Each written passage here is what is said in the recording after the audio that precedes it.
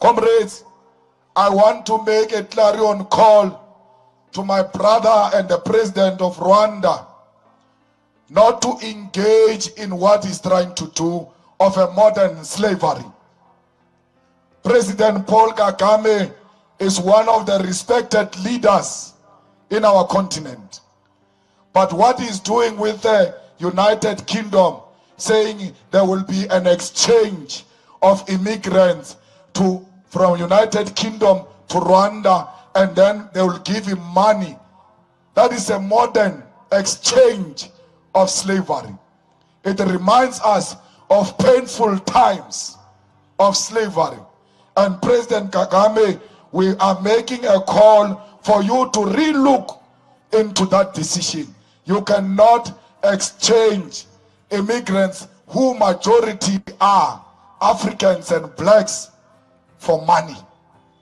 Our people can no longer be for sale. No one must ever think that for a second I can trade a human being. We are making a plea. If there is a home for those migrants, President Kagame, go and fetch them in the United Kingdom and bring them to Rwanda for free. Let us not do what the colonizers want us to do. UK has never respected us, and it will never respect us, but it is our leaders who allow these people to do what they are doing. Recently, there is some discussion we have entered into with one of our partners and friend, United Kingdom, something to do with migration. I know it has caused another confusion, and I want to explain it to you.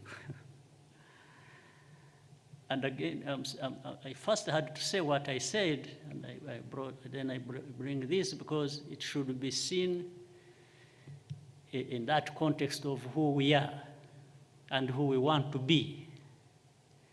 Because I have seen some people say, you know,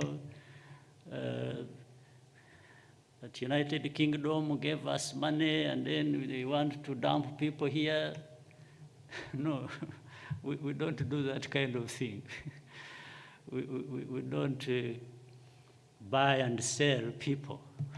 We can't do that, again, because of our core values. But I'll tell you what happened, and so that everyone is clear in their minds. In 2018, if many of you may recollect, I was the chair of the African Union. And during that time, so many stories, you know, many young, maybe some of them old Africans were perishing, dying in big numbers in the Mediterranean, being taken through Libya and to many parts of Europe.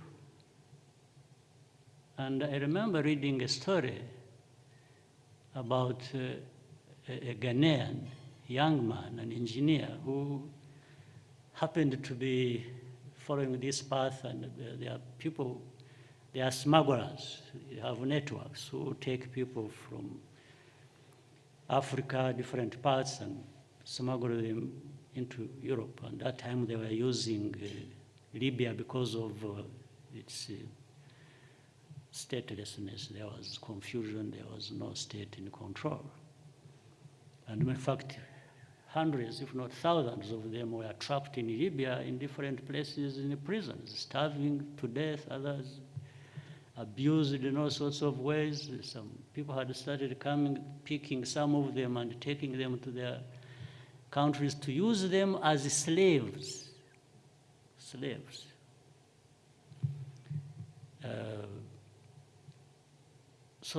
And we were somewhere discussing with some of the leaders, and I was telling them, why don't we address this problem? I said, for example, for me, I am not just going to suggest this theoretically that it can work. I want to even provide an example. I said, let's find ways. If we got all these people trapped in Libya they can't go back to where they came from, they can't move ahead to Europe where they wanted to go.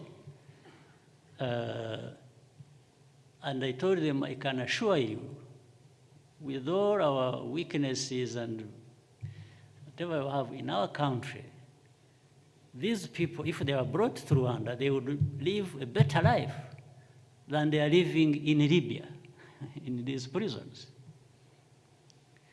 And I said, so if we brought them, then other countries interested in helping this program, we can do the following. One,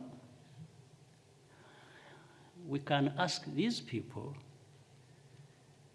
whether they want to go back to where they came from, now that they found themselves mistaken and in a very terrible situation in Libya. They may end up wanting to go back home. Because I had read that story of the Ghanaian I was telling you, who was, for him, he was an educated man, young man, but I think illusioned about. I think he was an engineer, the way I read it, but for some reason he wasn't employed. And so the networks that were smuggling people to Europe took him. And when he was in Libya, he got stuck, he found he was not going forward. So he had paid some amount of money which he got from his parents. You remember the story, we were talking about $800 or $900 he had been paying through to these smugglers. And so he started negotiating with the smugglers to take him back, and he would pay the same amount of, again, the same amount of money, which means 1,600 or 1,800. But this time he didn't have it. It would be paid when he got back to Ghana by, I think, his parents. So the smugglers took him back. But this is because he discovered there was no way of continuing to Europe.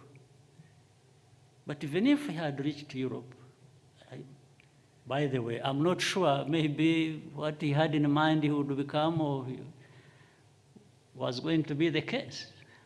Maybe he was just going to be the same person as he was in Ghana, even in Europe, wherever he would be. He wasn't going to get that good living now.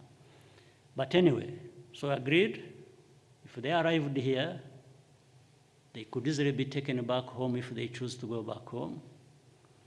Second, those European countries that have allowed migrants to come to Europe should come and stably select those they want to take to their countries, and that would be still better than these people being trapped in Libya. Then third, we provided another option.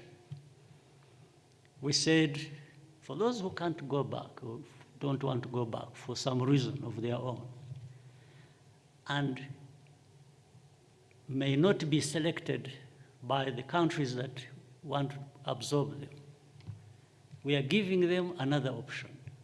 We can actually find ways in which they can stay here. There were these three options in 2018. So I think that's how now this new situation developed, with the UK and others contacting us. It's like they learned from this case and said, can we have people processed here stably instead of being smuggled into our countries and doing this and that? And this time, they are not just going to be Africans. They may be, a number of them Africans. They're going to be other people from other countries.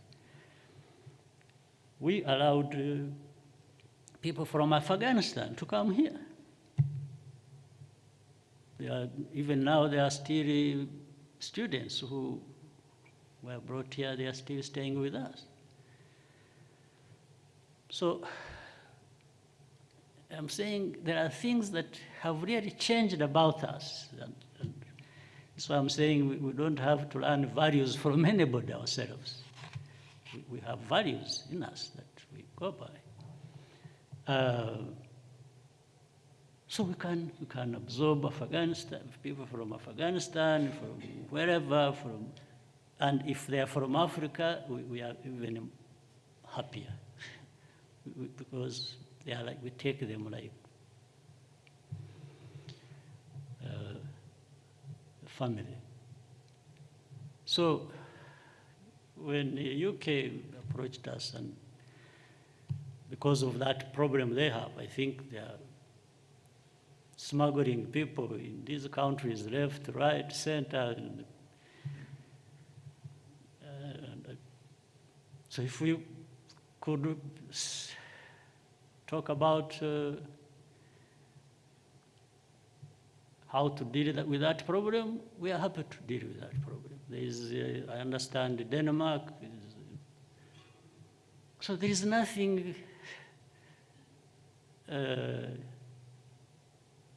bad about this. There is nothing we can't be transparent about this. There is nothing. So this is what it is. So, and this is who we are too. So I wanted to clear this, please. We are not. No. This is why I was saying there are things you can't buy about us. Yes, we are who we are, and we are proud people too. We are not. So we are not involved in buying and selling of people, Rwanda and the UK, or anybody. No, it's just a problem that people will have different views about it. They look at it differently. They're not happy about it. That's okay. People will have look at, but at the end of the day, you've got to do something.